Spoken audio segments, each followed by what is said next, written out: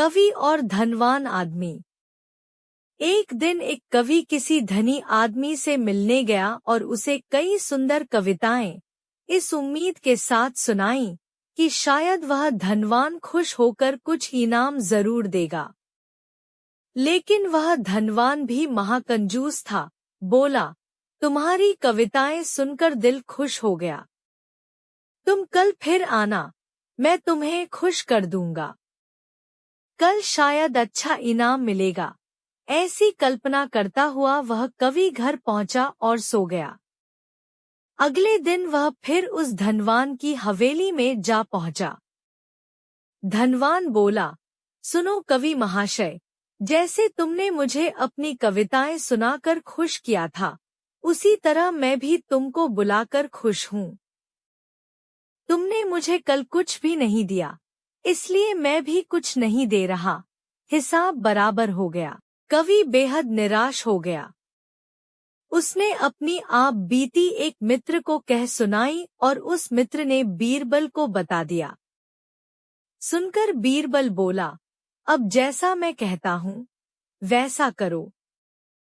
तुम उस धनवान से मित्रता करके उसे खाने पर अपने घर बुलाओ।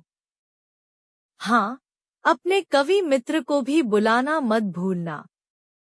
मैं तो खैर वहां मौजूद रहूंगा ही।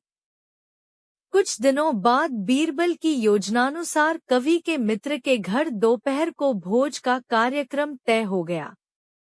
नियत समय पर वह धनवान भी आ पहुंचा। उस समय बीरबल, कवि और कुछ अन्य मित्र बातचीत में मशगूल थे। समय गुजरता जा रहा था लेकिन खाने पीने का कहीं कोई नामो निशान न था। वे लोग पहले की तरह बातचीत में व्यस्त थे। धनवान की बेचैनी बढ़ती जा रही थी। जब उससे रहा न गया तो बोल ही पड़ा, भोजन का समय तो कब का हो चुका। क्या हम यहाँ खाने पर नहीं आए हैं? खाना? कैसा खाना?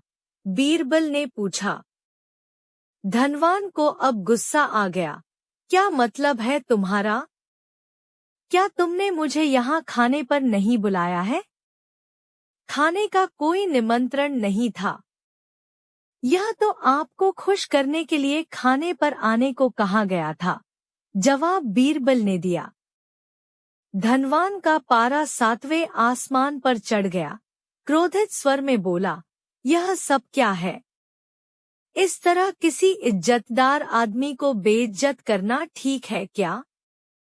तुमने मुझसे धोखा किया है। अब बीरबल हंसता हुआ बोला, यदि मैं कहूँ कि इसमें कुछ भी गलत नहीं तो? तुमने इस कवि से यही कहकर धोखा किया था ना कि कल आना, सो मैंने भी कुछ ऐसा ही किया। तुम जैसे लोगों के साथ ऐसा ही व्यवहार होना चाहिए। धनवान को अब अपनी गलती का आभास हुआ और उसने कवि को अच्छा इनाम देकर वहां से विदा ली। वहां मौजूद सभी बीरबल को प्रशंसा भरी नजरों से देखने लगे।